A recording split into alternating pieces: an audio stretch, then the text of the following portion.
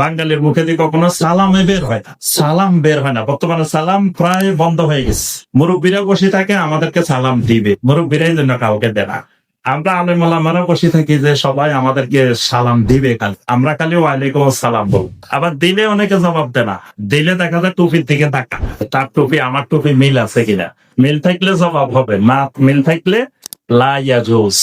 সরকার বাড়ির ওখানে এক আলেম থাকে মসজিদের কাছে, ফাঁসতল্লি মাথায় দেওয়া একজন আলেম থাকেন। ওনাকে আমাদের মুসল্লিরা সালাম দিলে উনি উত্তরে ওয়ালাইকুম আসসালাম রহমতুল্লাহ বলে না, বলে লাইয়াজুজ।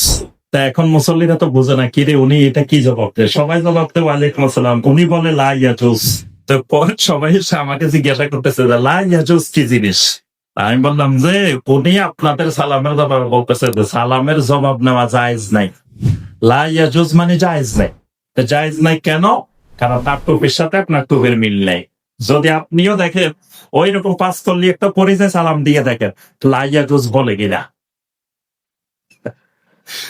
ও কখনো লাইয়াজুজ বলবে না, যেহেতু টুপি টুপি মিলে নাই এই জন্য লাইয়াজুজ। সালামের জবাব নেওয়াটাও জায়েজ নাই।